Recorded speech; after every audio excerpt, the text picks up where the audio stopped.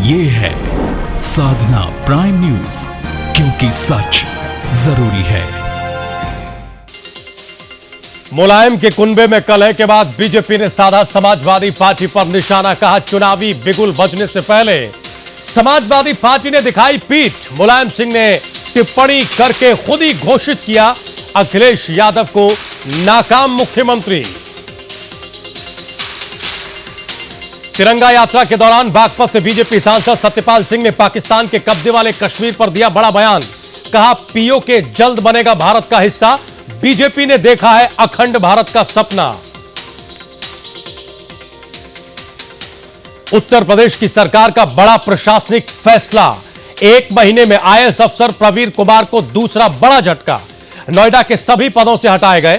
संजय अग्रवाल को उनकी जगह दिया गया तीनों विकास प्राधिकरण का चार्ज। उत्तर प्रदेश के मुख्यमंत्री अखिलेश यादव कल बांटेंगे कन्या विद्या धन। लखनऊ के संगीत नाटक अकादमी में होगा बड़ा कार्यक्रम। कार्यक्रम में कई मंत्री और अधिकारी रहेंगे मौजूद। और 39वें दिन भी घाटी में कर्फ्यू। राजनाथ सिंह सुरक्षा सलाहकार डोभाल और आईबी चीफ के साथ महत्वपूर्ण बैठक कर चुके हैं। अब तक करीब 64 लोगों की मौत हुई है।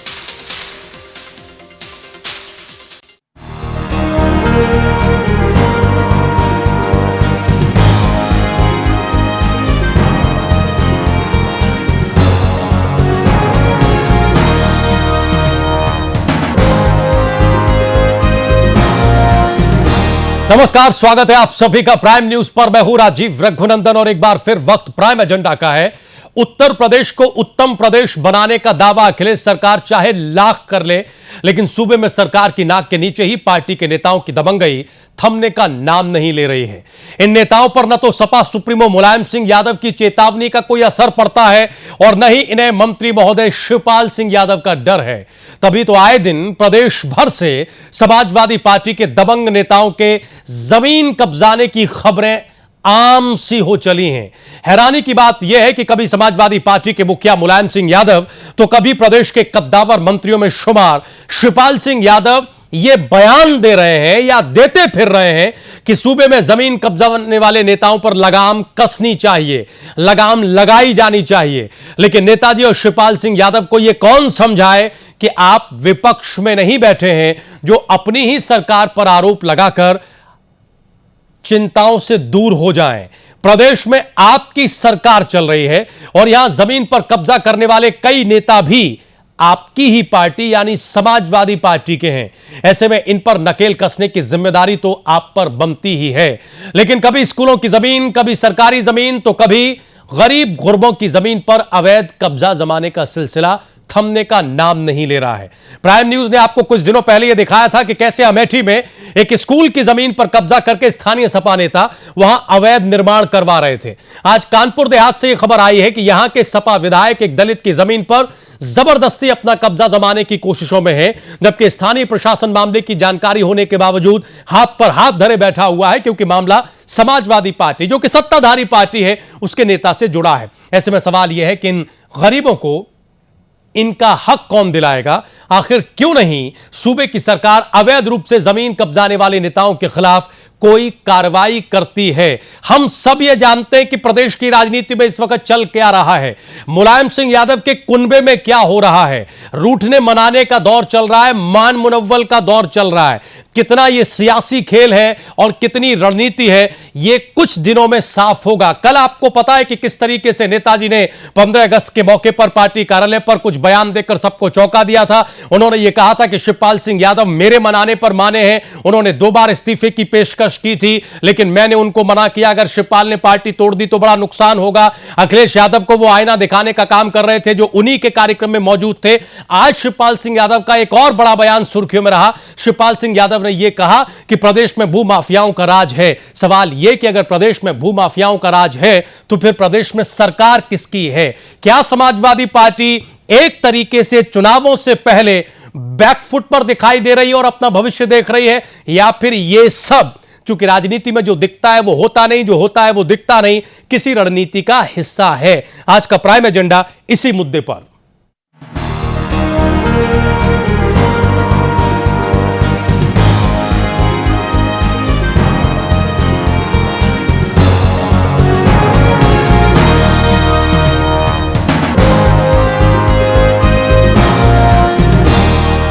और दो खास मेहमान आज की इस डिबेट में हिस्सा लेने के लिए हमारे साथ लखनऊ से जुड़ चुके हैं। हमारे साथ जुड़े हुए हैं फखरुल हसन चांद साहब, समाजवादी पार्टी के नेता हैं, प्रदेश में सचिव हैं।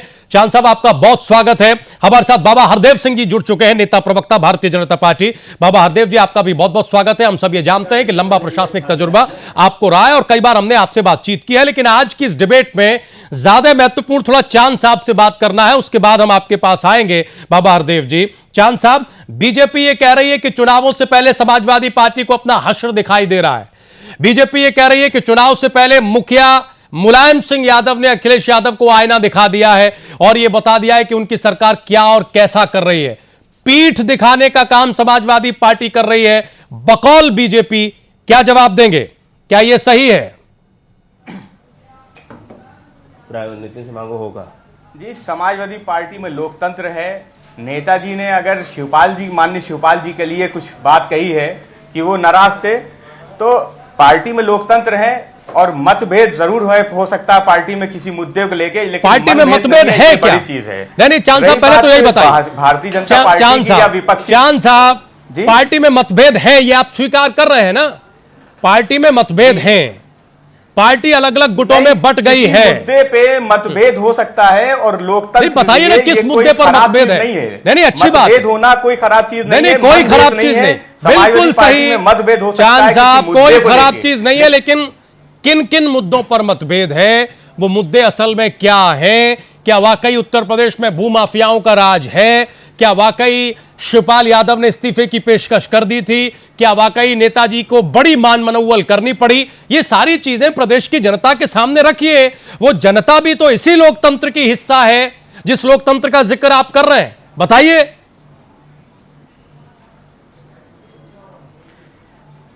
देखिए, जो संगठन होता है, संगठन में जो नेता होते हैं, कार्यकर्ता होते हैं, उनको कम से कम दिशा देने के लिए चुनाव का समय है, उनको बताने के लिए कि यदि आपने इस तरीके का किसी कार्य में लिप्त रहे या आप इस तरीके के कार्य में रहेंगे तो आप पे अनुशासनात्मक रहे या रहेंगे का क्या प्रश्न है? शिवपाल यादव जी ने जो बयान दिया है, उन्होंने कार्यकर्ताओं को मैसेज देने का काम किया है। साहब, रहे या रहेंगे, इसका क्या, कार्यकर्ताओं को मैसेज देने का काम किया है, इसका क्या अर्थ है? अरे शिवपाल यादव ये कह रहे हैं कि भूमाफियाओं का राज है। मुलायम सिंह यादव कई बार ये कह चुके हैं कि कार्यकर्ता और नेता मैं सुविधाखोर हो गए। मैं नहीं समझता कि माननीय शिवपाल यादव जी का ये कहना है कि सरकार में भूमाफिया मौजूद हैं। उत्तर प्रदेश में भूमाफिया जरूर हो सकते हैं, उन पे कार्रवाई होगी। अच्छा, उत्तर प्रदेश में सरकार किसकी? पार्टी के कुछ नेता उत्तर प्रदेश में सरकार किसकी है? शामिल होंगे। भूमाफिया उत्तर प्रदेश में है। नेताजी का सीधा सीधा संदेश था, कोई भी हो, चाहे वो पार्टी का हो, चाहे वो पार्टी के बाहर का हो, अगर जमीन कब्जा में या ऐसी किसी घटना में लिप्त रहेगा तो उस पर कार्रवाई की जाएगी। कब की जाएगी? 5 साल बाद, 4.5 वर्ष हो चुके हैं, कब की जाएगी? या कार्रवाई सिर्फ बयानों में होगी? कार्रवाई होते होते तो कलह होने लगी। राजीव जी, आपने देखा था कि रामपाल जो विधायक थे सीतापुर से जी, उनपे जब जमीन का मामला आया तो ऐसे कितने रामपाल हैं उत्तर प्रदेश में? क्या कार्रवाई की? ऐसे कितने रामपाल हैं? सीतापुर तक गया। चांद साहब, ऐसे कितने रामपाल हैं उत्तर प्रदेश में? और रामपाल तो विधायक थे, बाकी भूमाफिया क्या कर रहे हैं? चाहे मंत्री हो चाहे कार्यकर्ता हो, ठीक बात है, लेकिन ऐसे कितने रामपालों को चिन्हित किया है पार्टी और सरकार ने? तो फखरुल हसन चांद साहब दिखाया जाएगा। फखरुल हसन चांद साहब, ऐसे कितने रामपाल हैं सर उत्तर प्रदेश में? जो मुद्दा है, एक रामपाल पर कार्रवाई करके आप वाहवाही लूट रहे हैं। ऐसे कितने रामपाल हैं बताइए? आज ही की 2 खबरें हैं। कानपुर देहात की एक तस्वीर हम अपने दर्शकों को दिखा रहे हैं और दूसरी तस्वीर जिसमें सरकारी स्कूल को दबंगों ने कब्जा लिया, जो आपकी पार्टी से जुड़े हुए हैं। इन पर होगी कोई कार्रवाई? बीजेपी आपके खिलाफ मुहिम चला रही है, बाकायदा एक वेबसाइट जारी की गई है उत्तर प्रदेश को अवैध कब्जों से मुक्त कराने के लिए। कब होगी इस पर कार्रवाई बताइए? और यदि इस घटना में सत्यता है तो निसंदेह आप जान लीजिए कि इन पे कार्रवाई होगी और कठोर कार्रवाई होगी। लेकिन कब होगी किसी को पता नहीं। कार्रवाई होगी, कठोर होगी, लेकिन कब होगी किसी को पता नहीं। यही स्थिति है ना क्योंकि कार्रवाई से ज्यादा तो अब कलह की चर्चा है। आपका चैनल है चांद साहब, कार्रवाई से ज्यादा तो कलह की चर्चा है। तो मैं समझता हूं कि इसमें सत्यता होगी और सत्यता है, इस पे कार्रवाई बिल्कुल होगी, आप हमें समय दीजिए। अच्छा ये बताइए चांद साहब कि बीजेपी ये कह रही है कि आप लोग चुनाव से पहले पीठ दिखा रहे हैं, क्यों ये पीठ दिखाने का काम कर रहे हैं? क्या हालात अभी से इतने बदतर हो गए? देखिए समाजवादी पार्टी में लोकतंत्र है। माननीय नेताजी ने कुछ बात कही है या माननीय शिवपाल जी ने कुछ बात कही है तो पार्टी में कम से कम उस पर डिस्कशन होता है, कम से कम उस पर वार्ता होती है। लेकिन दूसरी पार्टियों में दूसरे लोग हैं जो एक ही नेता है। यदि भारतीय जनता पार्टी के किसी शीर्ष नेता ने कुछ कह दिया तो किसी दूसरे को कुछ कहने का सवाल ही नहीं होता। वो मन में रखे रहे, चाहे उनमें जितना विरोध रहे, लेकिन वो सामने नहीं आ पाता। क्यों? क्योंकि उनके में लोकतंत्र नहीं है। चाहे वो भारतीय जनता पार्टी हो, चाहे वो बसपा हो, चाहे कांग्रेस हो, उनमें उनके शीर्ष नेतृत्व के खिलाफ यदि कोई मुद्दा होता है तो उस पर बातचीत नहीं होती है, किसी एक जगह से सीधे फैसला होकर चला आता है। समाजवादी पार्टी में लोकतंत्र है, यहाँ पे जब कोई मुद्दा होता है तो उस पर कम से कम उस पर डिबेट होती है और किसी भी रणनीति पे जाने से पहले अब ये डिबेट क्यों हो रही है जरा हम आपको बताएं। हम वार्ता तो करते हैं। नहीं ये डिबेट क्यों हो रही है? किसी का व्यू तो लेते हैं। नहीं ये डिबेट क्यों हो रही है और किन पर आरोप लग रहे हैं और किन के बीच ये सर फुटौल है? उनके मुद्दे क्या है? उनके पास उत्तर प्रदेश में कोई मुद्दे नहीं है, तो उनको हमारे परिवार में, हमारे पार्टी संगठन में झांकने के अलावा कोई मुद्दा बचा नहीं है। ठीक है, हम परिचय कराते हैं। जितना विकास हम परिचय कराते हैं, विकास श्रीवास्तव करा दिया। इससे पहले हिंदुस्तान की आजादी के बाद कभी भी इतना विकास उत्तर प्रदेश में नहीं हुआ था। भारतीय जनता पार्टी हो, चाहे कांग्रेस हो, चाहे बसपा हो, कमाल हो गया। उत्तर प्रदेश में कोई मुद्दे नहीं है। कमाल हो गया चांद साहब। नहीं होंगे तो इसी तरीके से मुद्दे ढूंढ अच्छा एक बात बताएं और वो पीठ दिखाने की बात करेंगे। मैं बात समझता हूं कि 2017 के विधानसभा चुनाव में ठीक है, विकास श्रीवास्तव नेता प्रवक्ता कांग्रेस पार्टी हमारे साथ जुड़ चुके हैं। मिल जाएगा। अच्छा चांद साहब ये बताइए, देखिए आपके नाम में चांद लगा है, हम ये कह रहे हैं कि जो पूरा विकास की गाथा है जिसे आप अभी कह रहे थे और पार्टी विज्ञापनों में भी कहती है, सरकार भी कसीदे पढ़ती है, ये नेताजी को दिख रहा है या नहीं दिख रहा है? और अगर नेताजी को दिख रहा है तो क्या नेताजी इतने कटु आलोचक हो गए हैं इतने सारे विकास को देखने के बाद भी?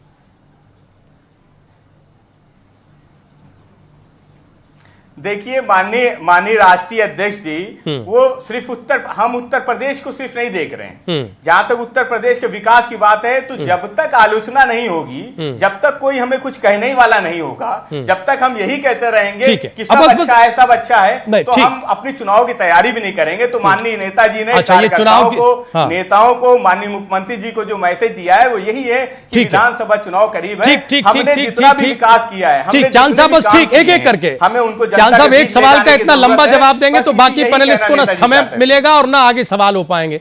हम ये पूछना चाह रहे हैं कि अच्छी बात है कि आप चुनाव की तैयारी कर रहे हैं और नेताजी की बात को एक इस तरीके से भी देख रहे हैं, लेकिन ये जो भूमाफियाओं के कब्जे वाली बात है, ये क्या उसी समाजवादी विकास का हिस्सा है? इन भूमाफियाओं का विकास भी इसी विकास से जुड़ा हुआ है क्या? देखिए ये जो भू माफिया हैं इससे बिल्कुल गुरेज नहीं करता मैं कि ये जो लोग हैं ये हमारे दल में नहीं है। उत्तर प्रदेश में भू माफिया होंगे तो उन पे कार्रवाई की जाएगी। जितने भी भू माफिया होंगे, पता नहीं अब तो सर लग रहा है कि पता नहीं आप अपने दल से कितना जुड़े हैं, जिनके भी प्रकरण, जिनकी भी बात सामने चांद साहब कितना जुड़े हैं आप अपने दल से? समाजवादी पार्टी आपके राष्ट्रीय अध्यक्ष कहते हैं, शिवपाल यादव जिनकी नंबर 2 की पोजीशन है वो कहते हैं आप पता नहीं किस दल में रह रहे हैं। खुद शिवपाल यादव ये कह रहे हैं कि अगर भूमाफियाओं के कब्जे बंद नहीं हुए तो मैं इस्तीफा दे दूंगा। आप कह रहे हैं कि हमारे दल में ऐसे भूमाफिया नहीं है। रामपाल का एक मुद्दा था, लखनऊ से सीतापुर। नहीं, मुलायम सिंह यादव जो खुद कई बार कह चुके हैं, आप कह रहे हैं कि हमारी पार्टी में नहीं, तो किसे कह रहे हैं? किसे कह रहे हैं चांद साहब? फिर नेताजी किसे नसीहत दे रहे हैं? किसे नसीहत दे रहे हैं नेताजी? या फिर आप टेलीविजन डिबेट में दिन को रात कह रहे हैं? हमारी पार्टी में जो लोग भी होंगे, जो भी भू माफिया होंगे या जिनके खिलाफ भी इस तरीके की शिकायत होगी, उनको कठोर कार्रवाई की जाएगी, का रास्ता दिखाया जाए। बस कठोर कार्रवाई की जाएगी। और एक रामपाल यादव पर क्या आपकी सरकार ने, आपकी पार्टी ने कार्रवाई कर दी? आप समझ रहे हैं कि उत्तर प्रदेश से सारे भूमाफिया खत्म हो गए? और हम तो कह रहे हैं कि आप ही की बात सही हो, लेकिन वो बात फिर नेताजी और शिवपाल यादव को दिखाई और सुनाई क्यों नहीं देती? कार्रवाई की आ रहे हैं सर, नेताजी और शिवपाल यादव को दिखाई और सुनाई क्यों नहीं देती? क्यों पिछले 3-4 दिनों से इसी तरह के बयान सामने आ रहे हैं? चांद जी जरा सोचिए, हम दूसरे हिस्से में आते हैं। हम आ रहे हैं, नहीं आप बार बार कह रहे हैं, लेकिन ऐसा लग रहा है कि आपकी बात सच के करीब नहीं है। ऐसा लग रहा है कि आपकी बात सच के करीब नहीं है। हमें समझ में नहीं आ रहा कि हम चांद साहब की बात माने या शिवपाल यादव की बात माने या नेताजी की बात माने। इसका मतलब तो यह हुआ कि नेताजी झूठ बोल रहे हैं, शिवपाल यादव झूठ बोल रहे हैं। इसका मतलब ये हुआ कि इस्तीफे की सब नौटंकी है। नहीं, चांद साहब, नहीं, शिवपाल यादव नौटंकी कर रहे हैं ना। फिर चांद साहब, शिवपाल यादव नौटंकी कर रहे हैं। तैयार करेंगे और जिन लोगों के खिलाफ भी इस तरीके की शिकायत होगी उन्हें समाजवादी पार्टी से बाहर का रास्ता। नहीं, ये कहिए अच्छा लगता है, लेकिन आप तो ये कह रहे हैं कि किसी भी तरह के जमीन के कब्जे में समाजवादी पार्टी का कोई आदमी शामिल नहीं है, जबकि नेताजी और शिवपाल यादव कुछ और ही बात कह रहे हैं। समझिए जरा। नहीं राजू जी, वो पार्टी के बड़े नेता है, वो ज्यादा ऊपर से देख रहे हैं, चाहे वो समाजवादी पार्टी के अंदर हो या समाजवादी पार्टी के बाहर हो। भाई पार्टी को होगी और डिबेट में पार्टी को डिफेंड करते वक्त कम से कम सच और झूठ में अंतर तो रखिए। ये तो रखिए कि मीडिया दूसरे बड़े नेताओं के पास भी जाता है। चांद साहब, ये अंतर तो कम से कम रखिए। हम बाबा हरदेव जी के पास जाते हैं। विकास जी, आएंगे हम आपके पास, बाबा हरदेव जी की हम टिप्पणी ले लें। बाबा हरदेव जी, मैं आपसे बार बार कह रहा हूं कि समाजवादी पार्टी में जो भी लोग इस तरीके के हैं उनको समाजवादी पार्टी से बाहर का रास्ता दिखा दिया जाएगा। सर, कब दिखाएंगे? बाहर होंगे, मैं भी तो बार बार यही सवाल पूछ रहा हूं, उन पे भी कार्रवाई कब दिखाएंगे, कब कार्रवाई करेंगे? राजीव जी, कब आ रहे हैं? बाबा हरदेव जी आ रहे हैं, कब करेंगे? चांद साहब बता दीजिए। कहा ना राजू जी कि हम लोग लिस्ट तैयार करा रहे हैं। कब? चुनाव के बाद के लिए? लिस्ट हफ्ता 10 दिन के अंदर चुनाव के बाद के लिए आपको जल्दी ही पता चल जाएगा कि समाजवादी पार्टी से, चलिए वो जल्दी भी देखेंगे, बाहर का रास्ता दिखा, वो जल्दी भी देखेंगे सर, हम वो जल्दी भी देखना चाहेंगे। बाबा हरदेव जी क्या कहेंगे? सियासी तौर पर तो आप इन पर हमला बोल रहे हैं कि साहब ये पीठ दिखाने का काम कर रहे हैं वगैरह वगैरह, लेकिन अभी जिस तरह की दलील पेश कर रहे हैं चांद साहब, क्या वो दलीलें गले के नीचे उतरती हैं? क्या इतना कम्युनिकेशन गैप किसी पार्टी में हो सकता है कि राष्ट्रीय अध्यक्ष कुछ कहें, संसदीय बोर्ड के सदस्य और प्रदेश में नंबर 2 की हैसियत रखने वाले कैबिनेट मंत्री कुछ कहें और चांद साहब टीवी डिबेट में कुछ कहें? क्या एक पार्टी में इतनी स्थितियां हो सकती हैं?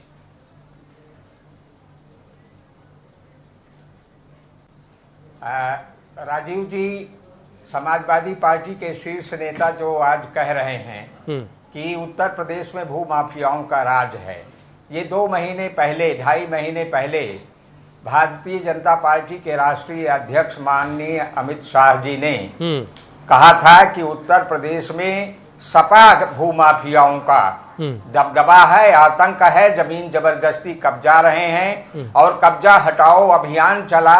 एक ईमेल एड्रेस जारी किया गया और मैं ही देख रहा हूं जी। माननीय अध्यक्ष उत्तर प्रदेश केशव प्रसाद मौर्य जी के निर्देश पर जब ये कार्यक्रम प्रारंभ किया गया तो अब तक 1000 से ज्यादा शिकायतें प्राप्त हो चुकी हैं। उसमें समाजवादी पार्टी के नेता और कार्यकर्ता कितने, ये बता दीजिए। पर समाजवादी पार्टी के दबंग नेताओं का कब्जा। चांद साहब लीजिए। 1000 से ज्यादा एप्लीकेशन प्राप्त हो गई हैं, जिनमें 800 एप्लीकेशंस ऐसी हैं जिनमें समाजवादी पार्टी के दबंग नेताओं ने कब्जा कर रखा है, निजी भूमि पर और सरकारी जमीन पर भी।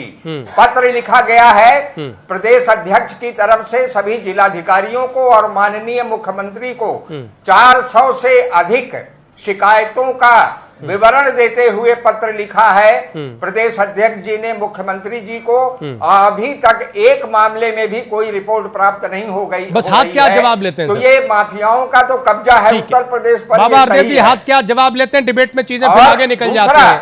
सर जवाब लेते हैं चांद साहब से तुरंत। आपने आंकड़ा भी पेश किया, 1000 का आंकड़ा जो एप्लीकेशन आपको मिली है और 800 वो जिनमें समाजवादी पार्टी के नेता या कार्यकर्ता शामिल है। एक में भी कार्रवाई नहीं हुई। हाँ, बस जवाब ले लेते हैं बाबा हरदेव जी, जवाब ले लेते हैं चांद साहब। हाँ, चांद साहब जवाब दे दीजिए, ये स्थिति है। हाँ जी राजीव जी, जैसे कि इन्होंने कहा कि 1000 एप्लीकेशन और शिकायतें प्राप्त हुई समाजवादी पार्टी के नेताओं की, तो मैं इनसे कहना चाहूंगा, माननीय प्रदेश अध्यक्ष भारतीय जनता पार्टी से कहना चाहूंगा कि उसे शपथ पत्र के साथ दे दे, क्योंकि भारतीय जनता पार्टी के लोग कहते कुछ हैं करते कुछ हैं। इनके पास झूठ का पुलिंदा रहता है। यहां से लेकर उत्तर प्रदेश तक ये क्या कर रहे हैं ये सब जानते हैं। अगर इनके पास ऐसी कोई शिकायतें हैं तो ये शपथ पत्र के साथ वो 1000 शिकायतें दे कि ये शिकायतें जो उनके पास आई हैं बिल्कुल सही हैं। 800 समाजवादी पार्टी के नेताओं ने जमीन कब्जा कर ली है। यदि इनके पास ऐसी शिकायतें हैं तो उसे शपथ पत्र के साथ मुख्यमंत्री जी को भेजे, उस पर कार्रवाई होगी। हम जरा विकास जी के पास जाना चाहते हैं। यदि उन शपथ पत्रों में उसमें जालसाजी नजर आई और वो फर्जी नजर आए तो कोई पता नहीं है, तो भारतीय जनता पार्टी के लोग इसकी भी जिम्मेदारी तय कर ले कि ये जो फर्जी है ये बड़े अंधेरे में है। मैं बताना चाहूंगा कि मुख्यमंत्री जी को प्रदेश अध्यक्ष ने पत्र लिखा है जिसमें 400 से राजीव जी अभी उत्तर प्रदेश में एक स्थान पे पलायन की रिपोर्ट भी भारतीय जनता पार्टी ने दी थी। उस पलायन की सच्चाई क्या है, जमीन पे क्या है, ये मीडिया भी जानती है। और उत्तर प्रदेश फुटबॉल का मैच है राजनीति, एक आरोप इसकी तरफ तो दूसरा आरोप उसकी तरफ, कहीं भी करे, लूटपाट भी करे, ठीक है। अब जरा विकास जी लूटपाट भी करे और उसके बाद सफाई आप मांग रहे हैं कि एफिडेविट के साथ भेजा जाए। यही तो स्थिति है राजीव जी, यही तो स्थिति है सर कि पहले की कोई शामिल नहीं, फिर जब आंकड़े आ जाए तो आप एफिडेविट दे दीजिए। पद के साथ देने के पीछे बहुत बड़ा लॉजिक है। उत्तर प्रदेश के एक हिस्से से इन्होंने रिपोर्ट भेजी वहां से कि पलायन कर रहे हैं, परिवार डर के पलायन कर रहे हैं। बाद में जब विकास जी को आने जमीनी सच्चाई पे जाया गया तो पता चला कि लोग अपने व्यापार के लिए, अपने बिजनेस के लिए, अपनी नौकरी के लिए, अब जरा विकास जी को आने दीजिए। वो पुराना मामला, कैराना का मामला पुराना हो गया। पे ऐसी लोगों की रिपोर्ट पे मैं विश्वास नहीं करता। इसलिए भारतीय जनता पार्टी के लोग जो झूठे हैं, चाहे इनके प्रदेश अध्यक्ष, लेकिन चांद साहब बहुत सम्मान से कहना चाहता हूँ यदि उनके चांद साहब बीजेपी कोई भी रिपोर्ट है, बीजेपी की बातों पर विश्वास मत करिए, कार्रवाई होगी। लेकिन चांद साहब लेकिन उनकी अगर बात झूठ निकली तो वो भी तय कर ले कि उनपे क्या कार्रवाई की जाए। चांद साहब बीजेपी की बातों पर यकीन मत करिए। बाबा हरदेव जी 1 मिनट रुक जाइए सर, 1 मिनट रुक जाइए सर प्लीज। हमारी रिक्वेस्ट ये है चांद साहब आपसे कि कतई आप यकीन मत करिए बीजेपी की बातों पर, लेकिन अपने नेताओं की बातों पर तो थोड़ा यकीन और भरोसा कर लीजिए। वही पार्टी को बड़ा आईना दिखा रहे हैं जो आप जैसे नेताओं को और कार्यकर्ताओं को देखना चाहिए सर। अब ऐसा लग रहा है कि पानी सर से ऊपर जा रहा है। अब जरा विकास जी को आने दीजिए, विकास जी को आने दीजिए सर इस डिबेट में। चुनावी माहौल को बनाने के लिए कि हमारे नेता के पास, भारतीय जनता पार्टी के नेताओं के पास 1000 प्रार्थना पत्र पहुंच गए जमीन कब्जा करने वालों। अब चलिए ये सारी स्थितियां भी आने वाले दिनों में साफ हो जाएंगे। ये गंदी राजनीति कर रहे हैं। ठीक है विकास श्रीवास्तव, हमारे नेतृत्व भी कह रहा है कि अगर हमारे खुद के संगठन में, हमारे खुद की सरकार में इस तरीके के लोग हैं तो हम उनको हफ्ते भर में उन पे कार्रवाई करेंगे और कठोर कार्रवाई करेंगे, उन्हें पार्टी से बाहर। चलिए वो हफ्ता भी वो सामने ही आ जाएगा। ये जो बात चांद साहब हो गया, 1000 सर हो गया, विकास जी को मौका दीजिए, वो हफ्ता भी सामने ही आ जाएगा, हम फिर डिबेट में बैठेंगे। जवाब देने वाले विकास श्रीवास्तव, ये कोई मुश्किल का भंवर है समाजवादी पार्टी के लिए या फिर ये सोची समझी रणनीति है कि अब चुनावी भाषा बोलो, अब हितैषी दिखो, अब समस्याओं पर कार्रवाई करने के बजाय उन पर खुद अटैक करो, यानी सत्ता पक्ष विपक्ष की भूमिका भी खुद ही अदा करे, ये क्या है?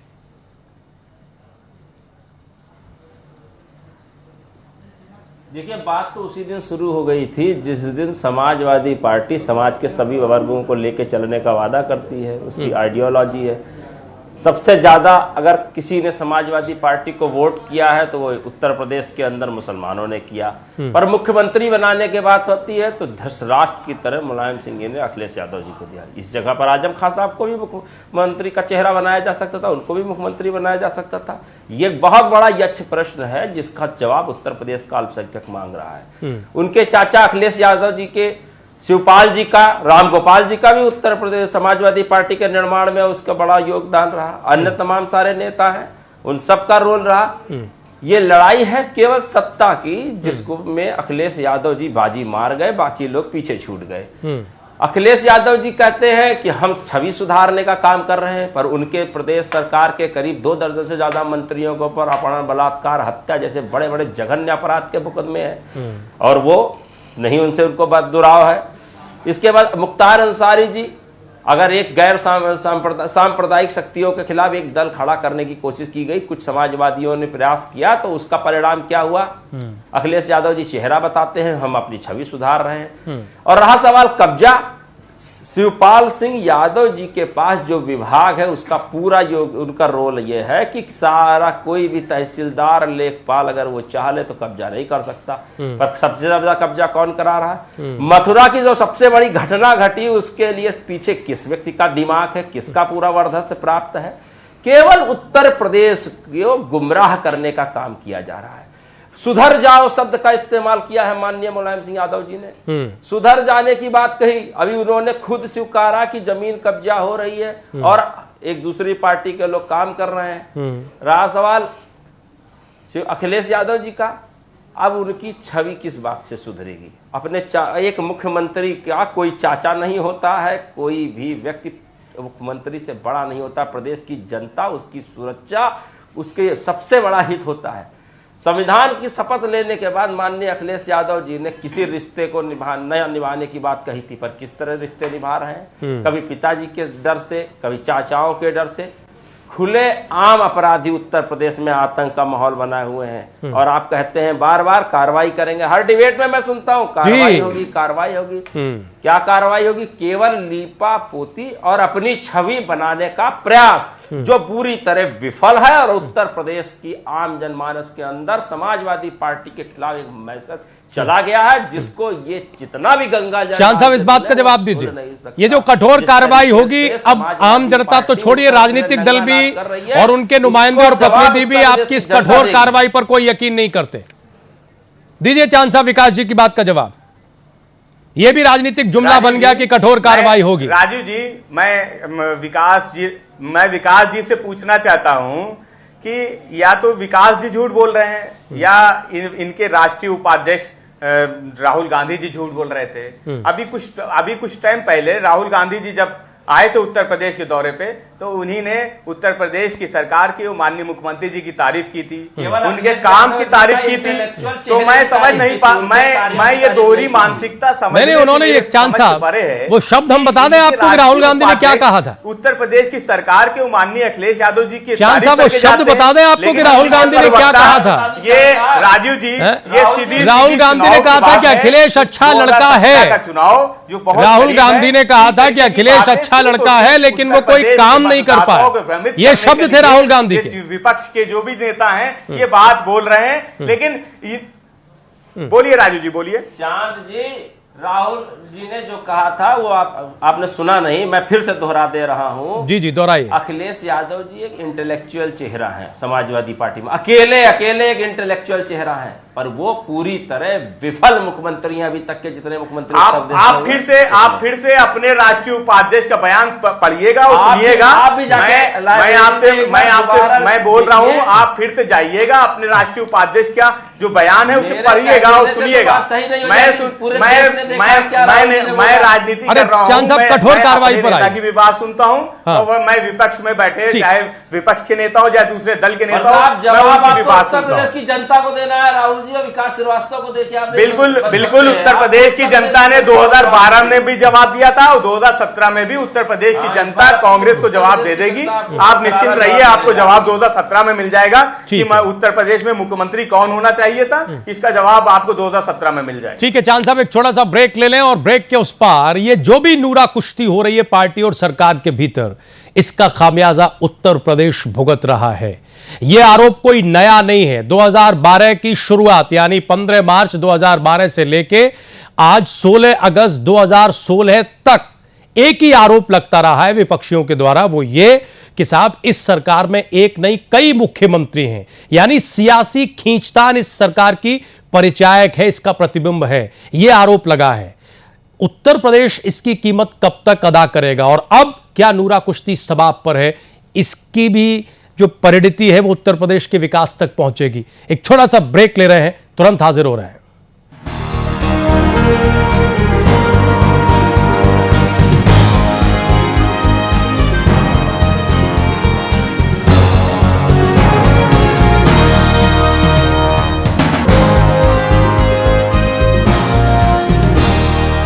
राष्ट्रीय उलेमा काउंसिल स्वच्छ एवं ईमानदार राजनीति का प्रतीक। एकता का राज चलेगा, मुस्लिम हिंदू साथ चलेगा। गुलामी नहीं दरबार में, अब रहेंगे सरकार में। अधिकारों की प्राप्ति के लिए आरयूसी के मेंबर बने, संपर्क करें। मैं नरेश तोमर, भाजपा नेता, सभी क्षेत्रवासियों व देशवासियों को स्वतंत्रता दिवस की हार्दिक बधाई देता हूँ। भारत में लगभग 3 करोड़ दिव्यांगजन हैं, किंतु हमारे सरकारी भवन, अस्पताल, विद्यालय दिव्यांगजनों के लिए सुगम्य नहीं है। यही हाल हमारे रेलवे स्टेशन, बस स्टॉप, बसों तथा रेलगाड़ियों का है। आइए हम बाधा रहित वातावरण का निर्माण करें। सुगम्य भारत अभियान, इसका उद्देश्य है कि देश का प्रत्येक दिव्यांगजन अन्य सामान्य व्यक्तियों के समान स्वावलंबी होकर सम्मान और गरिमा के साथ जीवन यापन करे। सुगम्य भारत, सशक्त भारत। अरे भैया, तुम्हें कब से क्या? लोग ऐसी गंभीर समस्या को हंसी मजाक में उड़ाते हैं। 15 खास जड़ी बना पेट सफा आयुर्वेदिक चूर्ण आज ही ले आए। पेट सफा पहली रात से ही असर दिखाता है और इसकी आदत भी नहीं पड़ती। पेट सफा, हर रोग दफा। स्वतंत्रता दिवस के शुभ अवसर पर आप सभी दर्शकों को हार्दिक शुभकामनाएं। सौजन्य से नंद गोपाल गुप्ता नंदी, पूर्व मंत्री, उत्तर प्रदेश सरकार। 15 खास जड़ी बूटियों से बना पेट सफा आयुर्वेदिक चूर्ण आज ही ले आए। पेट सफा पहली रात से ही असर दिखाता है और इसकी आदत भी नहीं पड़ती। पेट सफा, हर रोग दफा।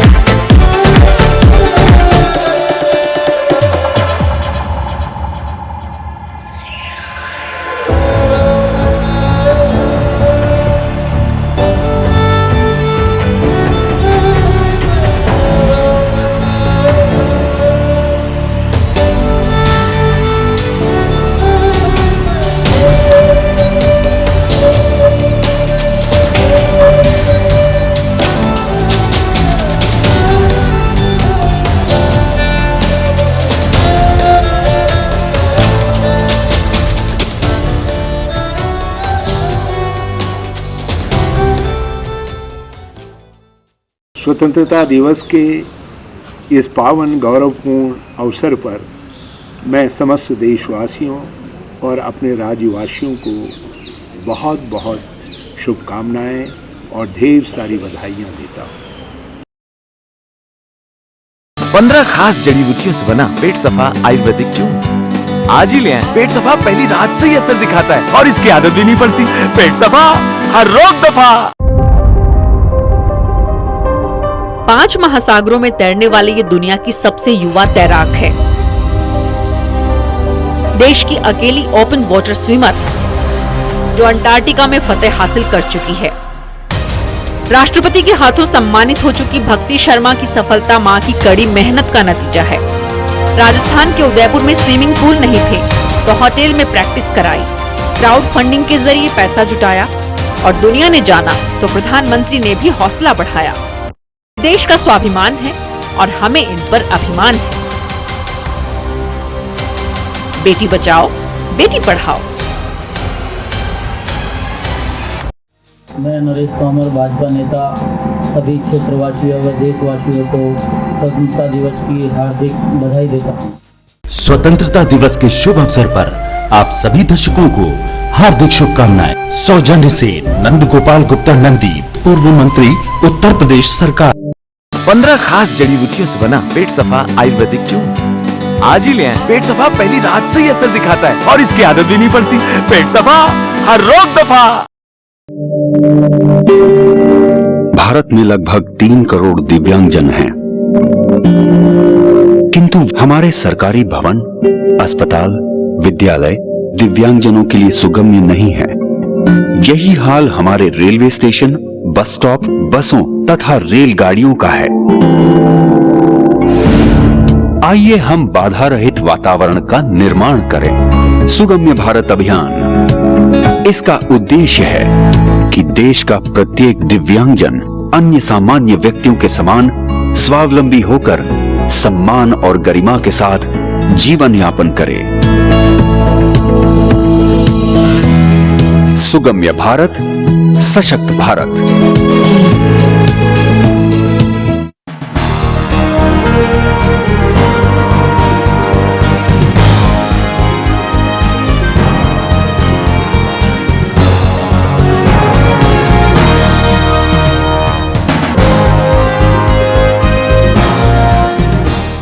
ब्रेक के बाद एक बार फिर से आप सभी का स्वागत है। प्राइम एजेंडा देख रहे हैं आप। अक्सर हम कहावत में एक बार का जिक्र करते हैं कि जब बाढ़ ही खेत को खाए तो फिर उसे कौन बचाए। उत्तर प्रदेश में कुछ ऐसी स्थिति है कि अगर सत्ता पक्ष विपक्ष के मोड में आ जाए तो फिर सत्ता पक्ष अपनी जिम्मेदारी का निर्वहन कैसे करे। अगर कद्दावर मंत्री यह कहने लगे कि भूमाफियाओं का राज है तो फिर उनसे निपटेगा कौन। उत्तर प्रदेश में आज का बड़ा सवाल यह है। कई खास मेहमान हमारे साथ जुड़े हुए हैं। बाबा हरदेव सिंह, वरिष्ठ नेता भारतीय जनता पार्टी, फखरुल हसन चांद साहब, नेता समाजवादी पार्टी, प्रदेश सचिव हैं, विकास श्रीवास्तव, प्रवक्ता नेता कांग्रेस पार्टी, और अजय कुमार जी, बहुत ही सम्मानित और वरिष्ठ पत्रकार, हमारे साथ इस डिबेट में हिस्सा लेने के लिए पहुंच चुके हैं। बहुत स्वागत है अजय जी आपका। हम एक शुरुआती टिप्पणी के लिए, चूंकि आपको कार्यक्रम में आने में देर हुई, लिहाजा हम आना चाहेंगे। सर, हम ये समझना चाहते हैं कि क्या चुनाव के दबाव ने सत्ता पक्ष को विपक्ष के मोड पर ला दिया है, या फिर ये सब रणनीति का हिस्सा है। खाने के दांत और दिखाने के दांत और हैं। जो राजनीति हो रही है वो दिख नहीं रही है, और जो दिख रही है वो दरअसल हो नहीं रही है। अजय जी। देखिए, ऐसा नहीं है। ये बर्तन खटक रहे हैं एक परिवार में, और ये कितना बड़ा कुनबा, पूरे देश में सबसे बड़ा राजनीतिक कुनबा अगर है तो उत्तर प्रदेश में। 1977 से मुलायम सिंह यादव को जानता हूं जी। वो आज जिस स्थिति में है वो तो एक गायत्री जाप में लग गए हैं इस समय। अब जैसा शिवपाल जी ने कहा कि भूमाफिया है ये है, हम कह रहे हैं सबसे बड़ा भूमाफिया कौन है? राजस्व मंत्री वो है, पीडब्ल्यूडी मंत्री ये है, और मथुरा में जो इतनी बड़ी जमीन का कब्जा हुआ किसने किया? तो ये सारी बातें केवल एक दूसरे पर आरोप लगाना, और खुद मुलायम सिंह ने कल कहा कि एक बड़ा भारी षड्यंत्र हो रहा है। किसके खिलाफ षड्यंत्र हो रहा है? बिल्कुल शिवपाल के खिलाफ षड्यंत्र हो रहा है। उन्होंने कहा शिवपाल के खिलाफ षड्यंत्र हो रहा है। मैं जानना चाहता हूं कि आखिर शिवपाल के खिलाफ षड्यंत्र कौन कर रहा है, या शिवपाल मुख्यमंत्री के खिलाफ षड्यंत्र कर रहे हैं? देखिए, इस तरह पाला खिंच गया है। 1992 में जो समाजवादी पार्टी बनी थी, 2012 में जब अखिलेश बन गए हैं मुख्यमंत्री, तब से कुछ लोग अनियंत्रित हो गए हैं, और अखिलेश यादव के चूंकि वो उनपे अभी तक कोई दाग और कोई वो नहीं लगा है, इसलिए उनको किस तरह से गिराया जाए जी। अजय जी, उनको बदनाम किया जाए। अजय जी, शिवपाल में खुद ताकत है। अजय जी, आपने जिक्र किया कि कौन किसके खिलाफ षड्यंत्र कर रहा है, ये तो हम चांद साहब से जानेंगे। इन पर जिम्मेदारी है, पार्टी के नेता, प्रदेश सचिव हैं, जिम्मेदारी से बोलेंगे हमारी डिबेट पे। लेकिन आपने कहा कि बर्तन खटक रहे हैं, और 77 से आप मुलायम सिंह यादव को जानते हैं। तो सर, हम आपके तजुर्बे से प्रदेश की जनता और प्राइम न्यूज के दर्शकों के लिए जानना और समझना चाहते हैं कि ये खटकन का जो सुर है वो कैसा सुनाई दे रहा है। चुनाव तक ये सुर सुरीला हो जाएगा, या फिर ये कानों में चुभने लगेगा? क्या स्थिति दिखाई दे रही है?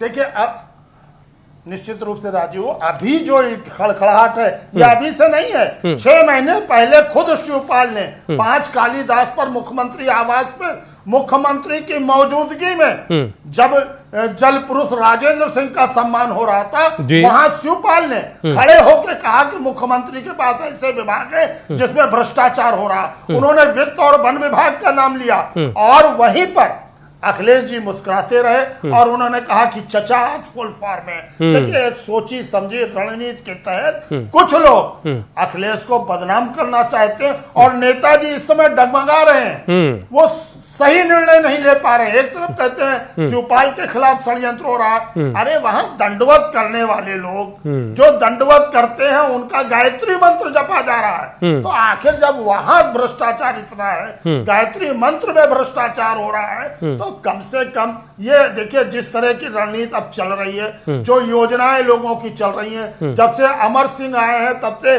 2 खेमे बढ़ गए। एक तरफ अमर सिंह और शिवपाल है और एक तरफ राम गोपाल और अखिलेश है। नेताजी बीच में है, वो सही निर्णय नहीं ले रहे। और बीच के व्यक्ति की स्थिति क्या होती है, ये नेताजी की स्थिति को देखकर समझा जा सकता है। सर, बीच के व्यक्ति की स्थिति क्या होती है वो भी तब जब वो मुखिया और पिता की जिम्मेदारी पर हो। जी जी जी जी अजय जी, पूरा करिए सर, हम चांद साहब के पास जाना चाहते हैं आपकी बातों के जवाब के लिए। बस एक बात मैं कहना, जी पूरा करें। हाँ, नहीं, मैं केवल एक सवाल पूछना चाहता हूं, केवल एक सवाल हमारे समाजवादी पार्टी के प्रवक्ता बैठे, मैं उन्हीं से करना चाहता हूं। नेताजी ने कई बार कहा कि मैं जानता हूं कौन लोग जमीन कब्जा रहे हैं, कौन लोग भ्रष्टाचार कर रहे हैं, कौन लोग क्या हैं। अरे जिसके यहाँ इनकम टैक्स का छापा पड़ा था उसको आपने राज्यसभा में भेज दिया और वो आपका कोषाध्यक्ष है आपकी पार्टी का। मैं केवल एक प्रश्न पूछना चाहता हूं अपने प्रवक्ता जी से कि जब नेताजी जानते हैं तो आज तक उन्होंने पार्टी के कितने लोगों के खिलाफ भ्रष्टाचार और इसके कारण कार्रवाई की या पार्टी से निकाला। अजय जी, ये सवाल तो सिर्फ आपका नहीं है सर, ये सवाल सिर्फ आपका ही नहीं है, पूरा विपक्ष ये सवाल पूछना चाहता है। यही सवाल इस डिबेट में बाबा हरदेव जी का भी है, यही सवाल विकास श्रीवास्तव जी का भी है, माध्यम से जी बिल्कुल, और यही सवाल प्रदेश की जनता का भी है। चांद साहब जवाब दे दीजिए आपके माध्यम से। जी जी बिल्कुल सर, बिल्कुल चांद साहब जवाब दे दीजिए और पार्टी के लोकतंत्र की चर्चा मत करिएगा, इस सवाल की जिम्मेदारी को समझिएगा। मैं बहुत सम्मान पूर्वक उनसे मैं बहुत सम्मान पूर्वक उनसे कहना चाहूंगा कि समाजवादी पार्टी ने जो भी लोग भ्रष्टाचार में लिप्त थे उनको बाहर का रास्ता दिखाया है। धीरे धीरे लोगों पे कार्रवाई हो रही है, चाहे रामपाल रहे हो, विधायक हो सीतापुर के, उन पे लखनऊ से लेके अच्छा एक रामपाल के अलावा दूसरा नाम ले दीजिए। सबने देखी नहीं विकास जी, एक मिनट, एक रामपाल के अलावा दूसरा नाम ले दीजिए। रामपाल का, राजू जी, रामपाल का नाम इसलिए बार बार लेते हैं क्योंकि वो सत्ताधारी पार्टी में विधायक थे। अजय जी आपके कोषाध्यक्ष की तरफ इशारा कर रहे हैं जिन्हें आपने राज्यसभा में भेजा है। आप अगर अजय जी का इशारा समझ रहे हैं आप? फिर कहा कि नहीं, अजय जी का इशारा समझ रहे हैं आप? और गवर्नर ने मना कर दिया था, आप चांद साहब ने मना कर दिया था विधान परिषद में भेजने, इसके बावजूद आपने ऐसा किया चांद साहब, और नेताजी कह रहे हैं कि हमें मालूम है कि कौन कौन क्या क्या कर रहे हैं। मैं बहुत सम्मान पूर्वक अजय जी से कहना चाहूंगा कि अगर गवर्नर साहब ने किसी को रोका था तो राज्यसभा में वो गए, उनके खिलाफ जो भी आपत्तियां थी, जो भी आपत्ति राजभवन से उनके खिलाफ लगाई गई। अरे भाई, नेताजी का तो खुद बयान है ना कि वो सब जानते हैं। लिस्ट थी, राज्यपाल कश्यप को भी राजभवन से रोका गया था, लेकिन उनके खिलाफ भी जो शिकायत थी, जो भी कमियां थी, उनको दूर कर ली गई। बाद में वही उसी गवर्नर हाउस से उनको परमिशन मिली और वो आज विधान परिषद सदस्य हैं। तो मैं समझता हूं कि जो भी लोग जैसे आप ये कहना चाहते हैं, इस आधार को बनाना चाहते हैं कि राजभवन ने कुछ लोगों को रोका, वो राज्यसभा कैसे चले गए? तो राजभवन ने बहुत से लोगों को रोका था, उनके खिलाफ आपत्तियां थी, उन्हीं ने जो आपत्तियां लगाई थी उनका निस्तारण करके उनको भेज दिया गया था राजभवन। उसके बाद माननीय नेताजी का फैसला था कि उनको राज्यसभा भेजा जाए, तो उसमें भेज दिया गया और राज्यसभा में वो सदस्य हैं। इसमें खराब क्या है? राजनीति में कई बार स्थिति बड़ी साफ रखनी पड़ती है। हम इससे पहले कि विकास जी और बाबा हरदेव जी को जोड़े, अजय जी एक बार फिर से एक छोटा सा सवाल लेकर, क्या वाकई मुलायम सिंह यादव डबल गेम कर रहे हैं? क्या वाकई वो कह कुछ रहे हैं और कर कुछ रहे हैं? और ये जो स्थिति हम देख रहे हैं अखिलेश और शिवपाल के मामले में, चचा भतीजे के मामले में, इसके लिए भी काफी हद तक नेताजी ही जिम्मेदार हैं। क्या हम इसे इस तरीके से विश्लेषित कर सकते हैं अजय जी?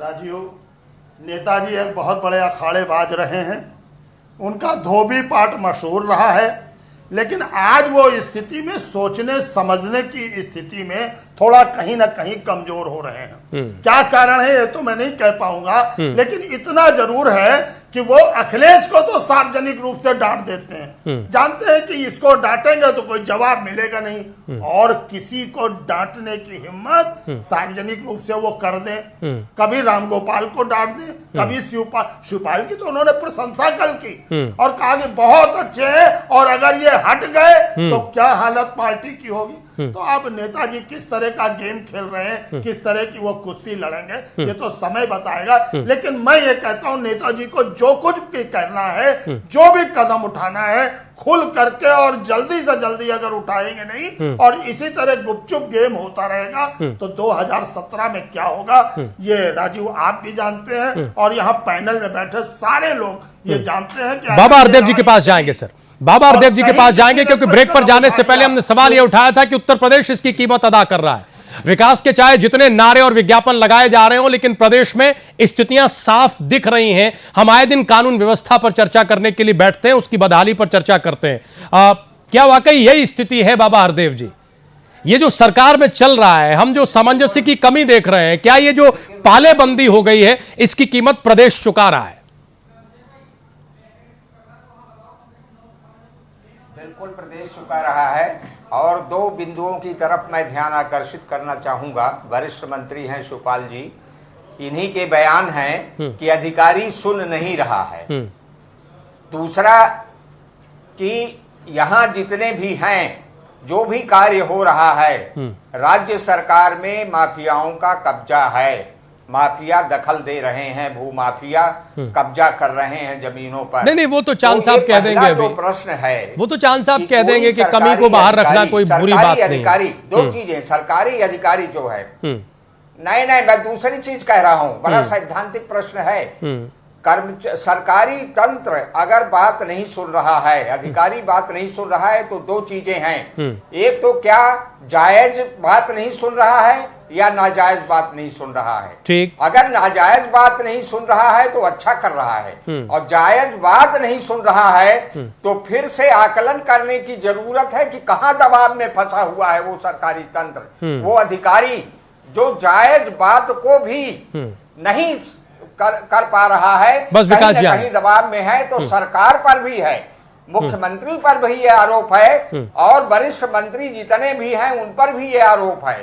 ये बहुत जबरदस्त बात है, ये मामूली चीज नहीं है। बाबा हरदेव जी आप आरोप की बात कह रहे हैं, लग रहा है कि पूरा सरकारी। बाबा हरदेव जी आप आरोप की बात कह रहे हैं, आप ही की बात को आगे बढ़ा रहा हूं। कल तो नेताजी ने यह कह दिया कि अखिलेश के सारे मंत्री बोझ हैं, अखिलेश के सारे मंत्री बोझ हैं। ये कल की नेताजी की टिप्पणी है, कल दिन भर की सुर्खी ये रही है।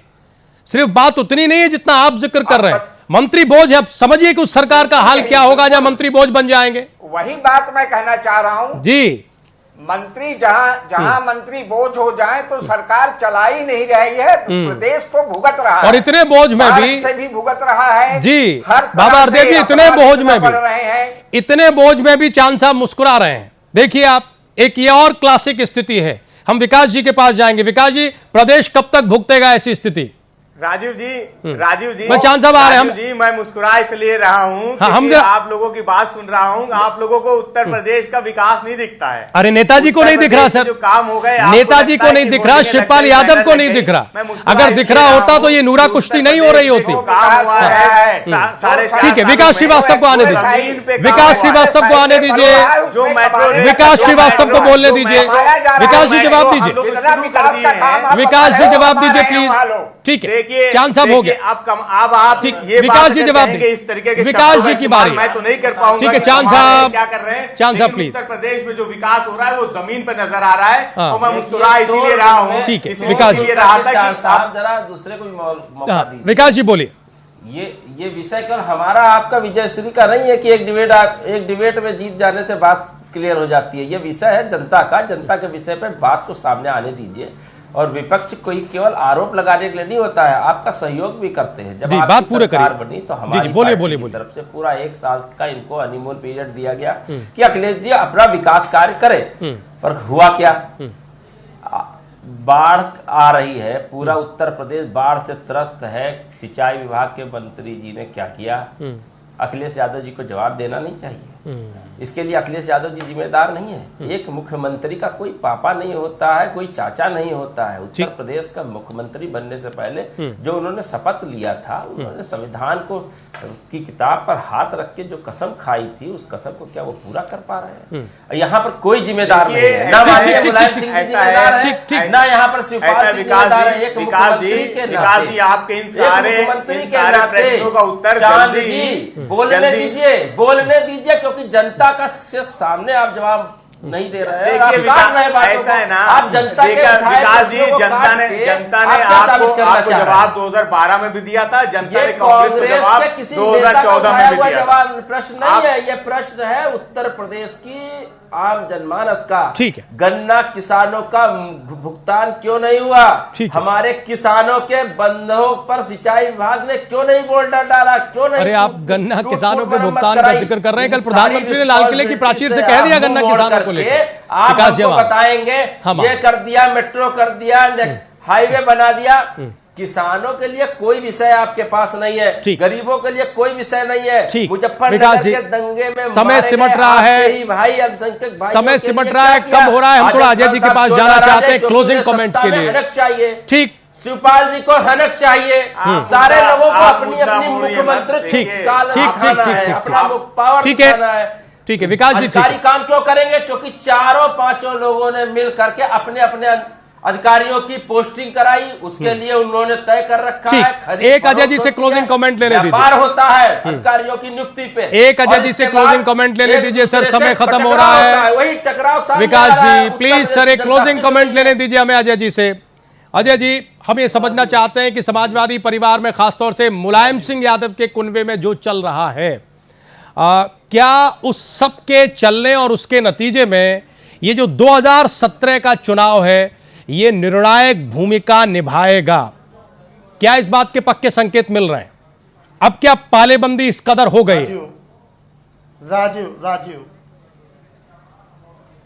राजीव जी, देखिए, विकास के मुद्दे पे हम यहाँ पर कोई चर्चा नहीं कर रहे हैं। अखिलेश के दामन पर आज की तारीख तक दाग नहीं है। लेकिन जब यही चीजें 17 लोग राजनीति में हैं, वैसे मैं कह दूं 24 लोग एक परिवार के जी, 24 लोगों के कुनबे को नेताजी आप ये समझिए 2012 तक बिल्कुल संभाले हुए थे। और 2007 में भी उन्होंने विकास किया था, लेकिन एक छोटा सा निठारी कांड इनकी सरकार को ले डूबा।